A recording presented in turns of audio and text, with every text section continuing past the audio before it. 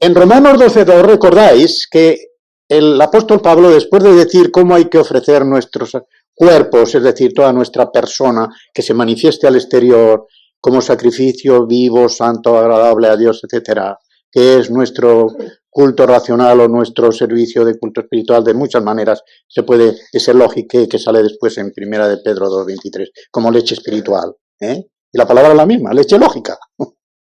Leche lógica, servicio lógico en Romanos 12:1. Y después dice él que ese proceso de sacrificar, de ofrecerse en sacrificio a Dios, tiene unos prerequisitos que son los siguientes: no adaptándose al esquema, no a la forma, a la figura, porque la forma el creyente la ha abandonado, pero la figura la puede retener. No adaptándose a la figura del mundo, sino transformándose en presente. Continua transformación mediante la renovación de la mente. Para renovación hay un vocablo que significa que no es que haya que tener una mente nueva como facultad de pensar, sino una renovación de la mente física que Dios puso en nosotros. Esa es la transformación de la mente. No dejar una facultad de pensar que teníamos antes y recibir una nueva facultad de pensar, sino una facultad de pensar reorientada hacia Dios, porque antes estaba orientada hacia sí mismo y hacia lo mundano. Pues bien, renovada esa mente. La mente se renueva mediante la gracia, pero no es necesario que se renueve espiritualmente mediante los dones, porque esos dones se dan para disponer de las habilidades naturales casi siempre, que pueden darse y se dan en inconversos, los cuales se constituyen así en meros canales de los dones. El ejemplo más claro que tenemos, aparte de muchos, yo digo uno, cuando el Señor envió a los apóstoles, después a los discípulos, capítulos 9 y 10 del Evangelio de San Lucas, los envió con aquel mensaje tan estupendo y les dio poderes para efectuar milagros, para sacar demonios de los endemoniados, etc. Entre los 12 estaba Judas, y en ningún evangelio se hace excepción de él. De modo que hemos de presumir con toda razón, con todo fundamento, que también Judas hizo milagros y también Judas expulsó demonios. Os voy a dar una razón contundente de lo que estoy diciendo. En Juan 13 se hace evidente que los demás apóstoles, los otros 11, no se habían percatado de la catadura de Judas. No se habían percatado todavía. Como ellos no entendían bien las palabras que decía el Señor Jesucristo, a pesar de que en Juan 6:70, por ejemplo, había dicho, no os elegí yo a 12 y uno de ellos es diablo. ¿En qué sentido? ¿Qué quiere decir? Bueno, si lo decían es un satán, bueno, un adversario. Quizá cuando tenemos disputa, él es el que lleva la parte, porque él es un celote, uno de los del partido de los celotes, y nosotros no vamos a tanto. Hemos discutido, quizá querrá decir aquello. Y llegan al momento en que cuando el Señor Jesucristo le dice lo que has de hacer, hazlo pronto, en ese capítulo, dice, y los demás no entendieron lo que decía. Ellos creyeron que tenía que comprar algo o que tuviera que ir a dar limosna a los pobres. Hasta ese momento no se habían percatado de la catadura de este hombre.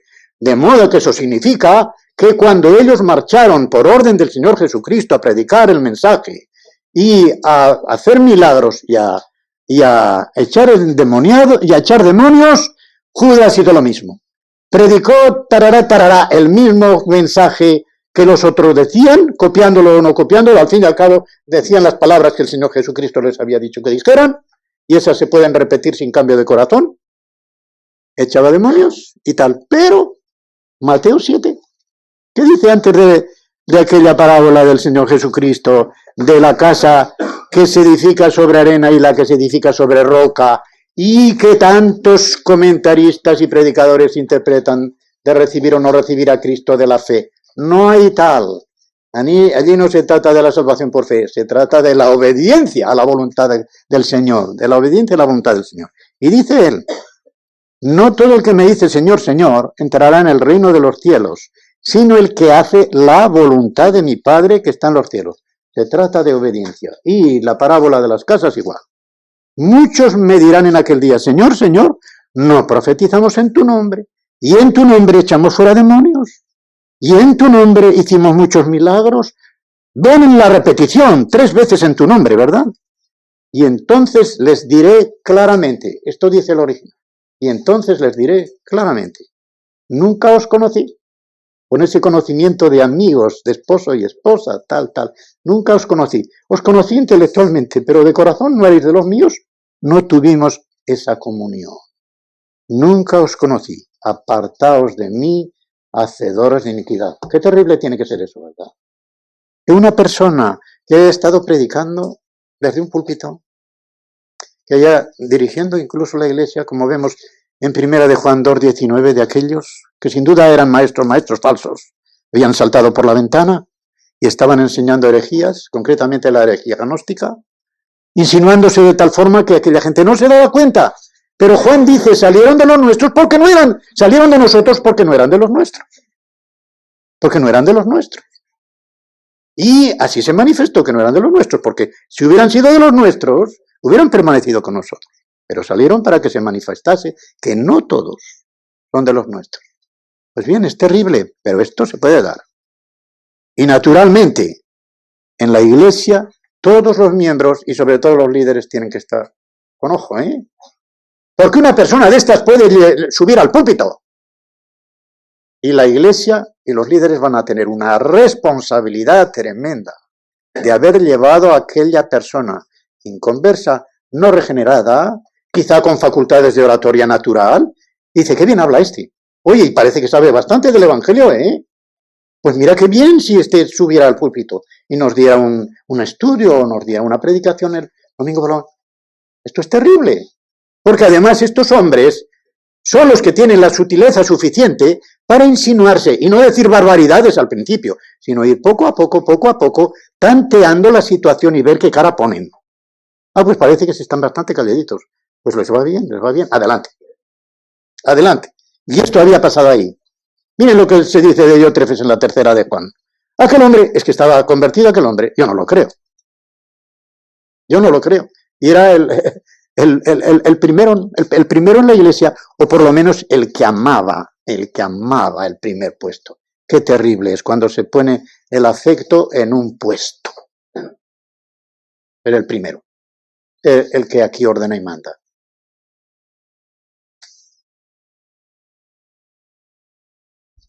Cuarta diferencia, la gracia es efecto de una elección de Dios para la vida eterna, mientras que los dones son efecto de una elección, sí, pero ¿para qué? No para la vida eterna, sino para desempeñar ciertos oficios en la iglesia o para obrar de una manera determinada en el mundo. Aquí veo ahora que tengo citado el Juan 6:70, os elegí a vosotros los 12, también eligió a Judas, pero y uno de vosotros es diablo. Jesucristo lo sabía de antemano. Algunos dicen, ¿cómo lo eligió? No, es que la presciencia de Dios, la presciencia del Señor, no quita la responsabilidad del hombre. Y él pudo tener una buena voluntad de haber, si ese individuo, que era un celote, pero que era el único judío, con la mayor probabilidad los demás eran galileos. Esto hasta Leonardo da Vinci, en su cuadro de la cena, lo pintó, pero muy bien. Si se fijan, si ven ese cuadro, verán que el único rostro con prognatismo y con una nariz verdaderamente judía es la de Judas. Todos los demás hay un ángulo recto y una nariz un poquito más normal, galileos. El único judío, Judas. Pues bien, ese había sido elegido porque era un buen ministro de Hacienda. Sabía administrar. Y el Señor Jesucristo también necesitaba un ministro de Hacienda para todas aquellas donaciones que se habían de repartir luego entre todos ellos. Aquella bolsa común necesitaba un ministro de Hacienda. Con lo cual también le ponían la prueba. Pero aquella prueba dio resultados negativos. Y como dice Juan, que se le ve el odio santo que tenía hacia aquel traidor, Cuando se lee el Evangelio de Juan, es el odio santo que tenía hacia aquel traidor. No lo decía cuando el ungimiento en Betania, en el capítulo, dice, no lo decía porque le interesaran los pobres, sino porque era un ladrón y sacaba de la bolsa lo que allí se metía. Así lo dice. Claro. Ese, como he dicho antes, sí, restaba en vez de sumar. Había empezado las 4 reglas del revés. Pues bien, es triste, ¿verdad? Y que digan en los dos la palabra elegir. Pero qué distinta elección. Elección para un cargo dentro de un don que no comporta necesariamente la gracia salvífica, y elegir para la vida eterna. Quinta, la gracia tiene conexión con el oficio sacerdotal de Cristo, mientras que los dones tienen que ver con el oficio regio de Cristo. Siempre digo regio y me gusta más decir regio sacerdocio en vez de real sacerdocio, porque la palabra real es ambigua. Se dice real de una cosa que no es mental, que no es ideal, pero también se dice real de una cosa que pertenece al rey. Diciendo regio, no hay confusión, al oficio regio de Cristo. Y esto entra, fijaos bien, recordáis que en Hebreos 6, desde el versículo 4 en adelante, se está hablando de aquellos que llegaron a cierta participación del Espíritu Santo y de gusto por las cosas espirituales, y dice, y participaron también de los poderes del mundo venidero. Pero apostataron, eran apóstatas. ¿Y por qué eran apóstatas? Porque nunca habían sido regenerados. Porque un verdadero creyente no puede apostatar en el sentido de apostasis, de alejarse completamente y para siempre del Señor Jesucristo. Habían llegado, como dice Pedro en su segunda, son los que tuvieron conocimiento de la verdad, etc. Mejor les hubiera sido, dice, que no hubieran tenido ningún conocimiento, para tener que ser después como la puerca que se revuelve en el cieno o el perro que se vuelve a lo que ha vomitado. Mejor les sería, en el mismo sentido en que decía el Señor Jesucristo de Judas, mejor le fuera no haber nacido. Este es el último punto 3, creo que le puse, no, 4. Punto 4. Para ver cómo van los puntos otra vez. El punto primero, después de la introducción, el punto primero era la fuente. Y el punto 4 es el discernimiento de los dones. ¿Cómo se disciernen los dones? ¿Cómo se reconocen? Discernir es mirar y separar. ¿Quién te discierne, quién te separa? Dice el apóstol, a los corintios también.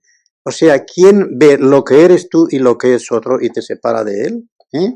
Discernir es saber separar lo bueno de lo malo, lo uno de lo otro, etc.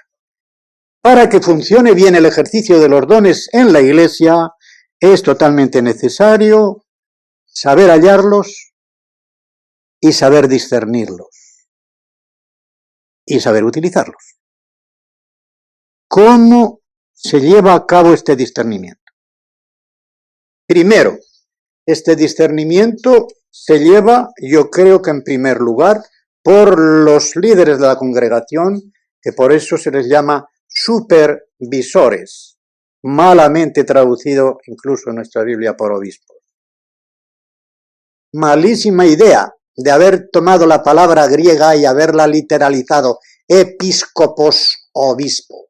Cuando epi sobre y escopeo, mirar, quiere decir el que mira desde arriba. El Señor le ha dado un don para que esté, por decirlo así, en una plataforma, no para hacerlos dueño y dominador, sino para ver mejor. Estando un poquitín más alto, sobre todo si es de baja estatura, puede ver un poquito más, un poquito mejor a la congregación. Esto es supervisor, nada de obispo con la connotación que esta palabreja tiene desde hace mucho. Estamos pensando enseguida al obispo de la diócesis que manda en los curas en los monaguillos, etc. Nada de eso. Los líderes de la congregación como supervisores de la Iglesia tienen un gran privilegio y tienen la más estricta obligación de estar atentos a la voz del Espíritu y prestos a encontrar y a discernir los dones que haya entre los miembros de la Iglesia. También todos los demás miembros de la congregación, quienes a veces, por diversos motivos, tienen incluso mayor oportunidad o mayores oportunidades que los líderes para ver estos dones. En una congregación sobre todo muy numerosa, y si el pastor tiene muchas ocupaciones que le impiden conocer por su nombre y muy diferenciadamente a cada una de las ovejas, le va a ser más difícil que al amigo o al hermano o al compañero en la oficina, en el taller tal, darse cuenta del don que tiene. Y los que mejor puedan hallar y discernir estos dones, lo pasan a los líderes. Pasan a los líderes. Pero también los propios individuos a quien el Espíritu Santo ha dotado de uno o de varios dones, pueden detectar estos dones en sí mismos, pero hay mayor dificultad. Y esta mayor dificultad puede surgir de muchas fuentes. Pero la principal es de no saber tener sobriedad en el modo de medirse a sí mismos, según Pablo, Romanos 12, versículos 3 y siguientes. Medirse, que cada uno no tenga de sí mismo una opinión sobre, sino que piense de sí mismo con cordura, es decir, con la medida debida. Con cordura no quiere decir con falsa humildad, con modestia. Que no piense de sí mismo más de lo que es, pero tampoco piense de sí mismo menos de lo que es. Sino la medida de cordura es la medida que en el grado en que cada ser humano puede llegar a ello y cada miembro de iglesia se mide a sí mismo por el nivel con que Dios lo está midiendo. Muy difícil llegar a esto. Pero para eso se necesita una sincera humildad. Y la humildad, para ser sincera, tiene que ser verdad. Verdad. Recuerdo que cuando se nos hablaba, y esto sobre todo en la Iglesia Católica, decía, mirad, los santos siempre se tenían por grandes pecadores. Y decíamos, ¿qué humildad? Bueno, según se mire, es humildad. La humildad tiene que ser verdad. Y es cierto que cuanto más avanza uno en el camino de la santificación, más pecador se siente. ¿Por qué? Por una sencilla razón. Porque la santidad es luz. Dios es luz. Y en la medida en que uno se aproxima a Dios, se aproxima a la luz, anda en la luz y se convierte en luz.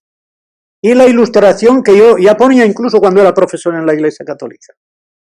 Cuando un rayo de luz atraviesa la ventana de la habitación, aquellas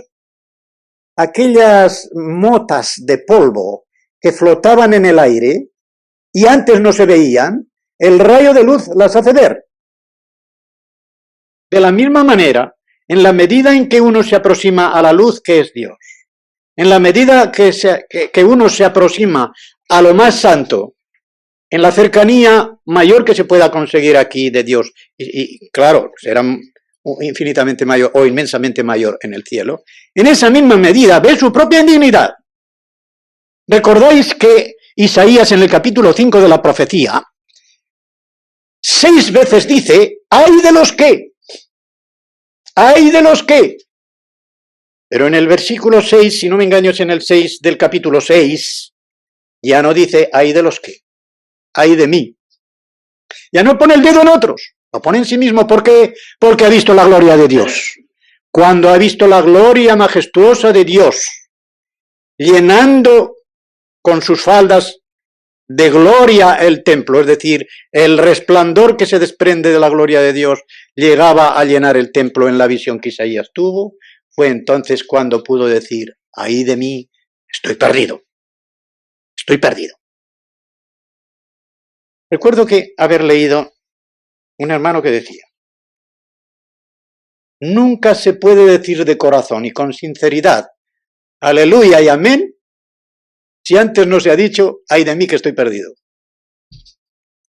O sea, la convicción de pecado y de la santidad de Dios tiene que preceder a todas las explosiones y manifestaciones de entusiasmo. Una persona no puede estar entusiasmado de la obra del Espíritu Santo en su alma mientras no ha sido convicto de pecado y sabe que ha sido solamente por pura gracia.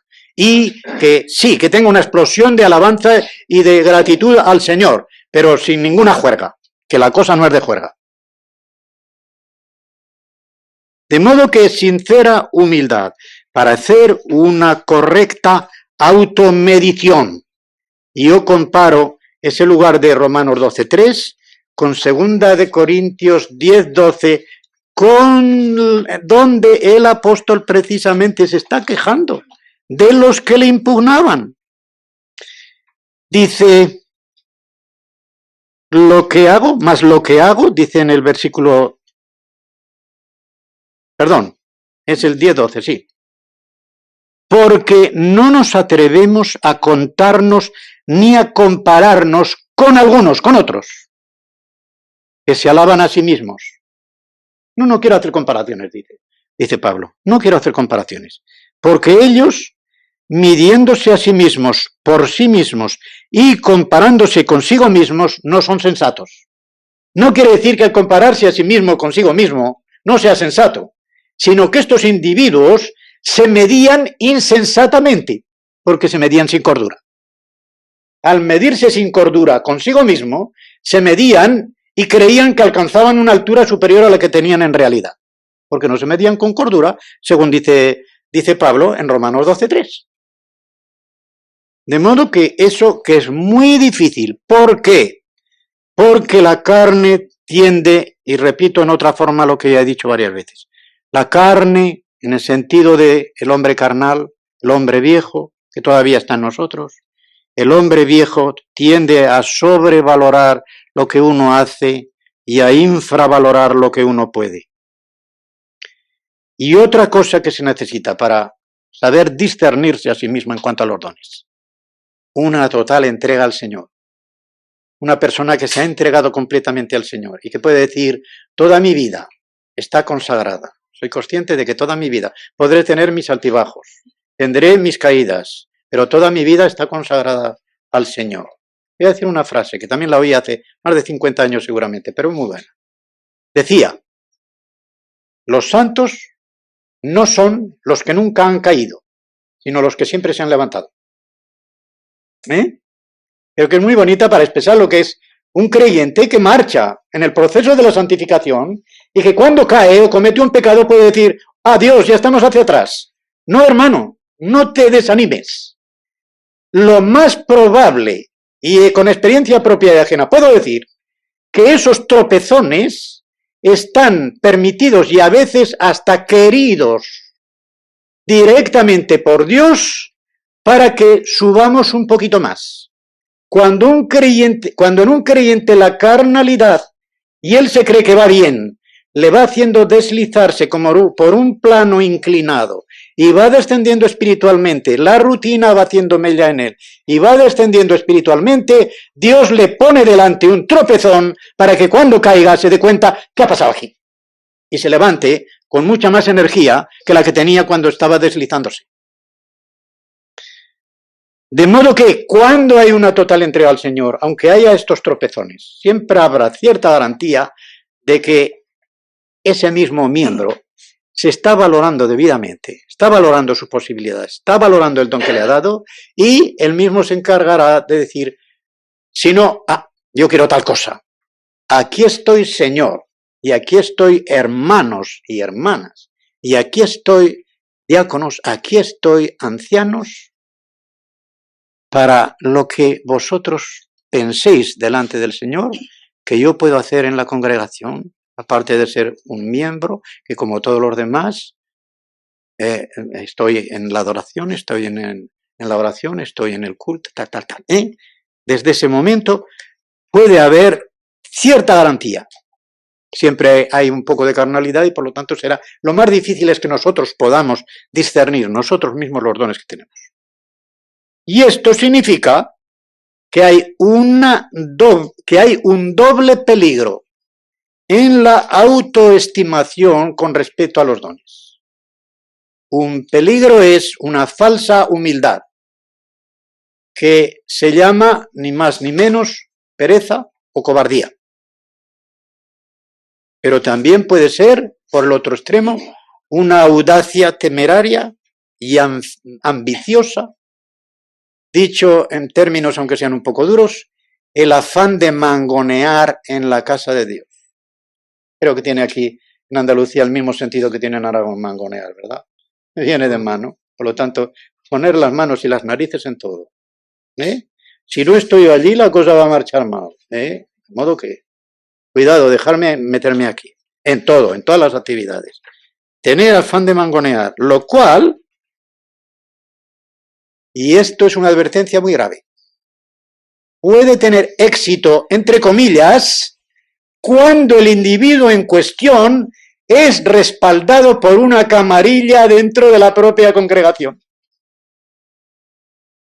No estoy hablando en abstracto, estoy hablando con muchos datos a la vista. Personas que sin tener ninguna cualidad para ejercer el oficio de anciano en una congregación, porque son del club, porque son de la camarilla, y fulanito que está entre los ancianos es mi amigo tal y me debe muchos favores, y este otro también, y todos saben que dependen de mí porque yo tengo el bolsillo repleto, y se le hace anciano sin ninguno de los dones que necesitaría para eso. Eso es terrible, eso es terrible.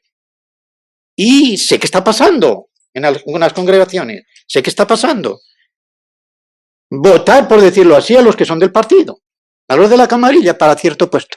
Eso es terrible. Y claro, con eso se fomenta esa audacia temeraria de muchos que porque tienen un don de mangonear o tal, oye, fulanito nos llevaría bien el caso. Y es amigo nuestro, es de nuestro partido, arriba. Pues, hermanos, yo aquí no tengo más. Quizá con las preguntas que me podéis hacer y yo pueda solucionar o responder solo con ayuda de cualquier hermano que pueda echarme una mano también. Esta primera pregunta dice: ¿se puede nombrar anciano a un miembro de la Iglesia que es nacido de nuevo, de buen testimonio dentro y fuera de la congregación, pero no tiene don de palabra en su expresión? Pues yo digo tajantemente, sí. Sí, porque siendo nacido de nuevo, teniendo buen testimonio, es una persona espiritual, por lo que se ve, y aunque sea en palabras toscas, no necesita ser un erudito, ni estar de académico de la lengua. Lo que le salga será por el Espíritu Santo. Será bueno. Y voy a decirles una cosa que llama la atención. En 2 Corintios 10:10, y hay una Biblia que lo traduce haciendo una interpretación, pero resulta bastante buena, aunque no la recomiendo. Creo que es la Nueva Biblia Española, Pero para el que no entienda bien el texto de nuestra Biblia, aun haciendo una interpretación. Dice Pablo allí, en 2 Corintios 10:10, que los que le atacan dicen de él su presencia corporal. Voy a decirlo como lo dice la Biblia esa porque es muy eso.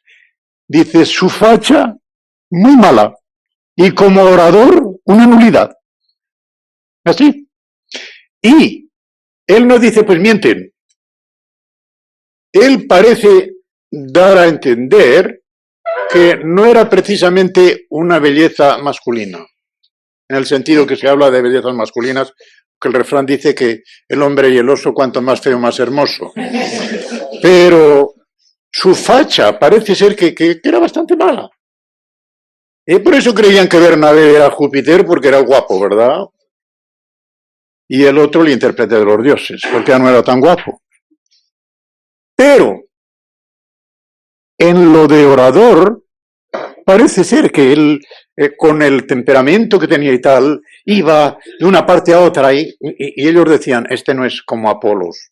Hombre, la elegancia, los periodos rotundos de Apolos, lo cual se transparenta en algunas cosas, ¿verdad? Quizá cuando él dice que Apolos no quiso ir, no le dio la gana. Quiere decir, no es porque Apolos, en mi opinión, tuviera una mala salida de genio. Y no quiero saber nada con lo material, con lo carnal, con tal. De todas, espiritual. Pero podemos decir que es maduro hasta que no tenga, por razón de la costumbre, los sentidos espirituales ejercitados en el discernimiento del bien y del mal. No. O sea, la madurez requiere esencialmente tiempo.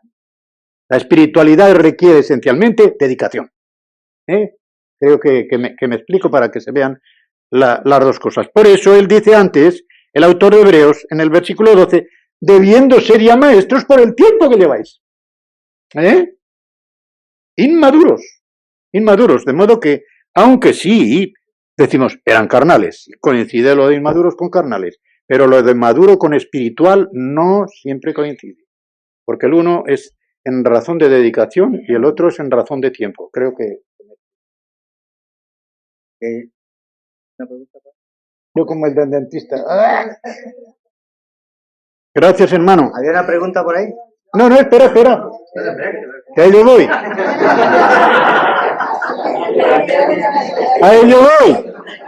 Porque voy al punto de la corrección fraterna. Y ahí entra lo de espiritual.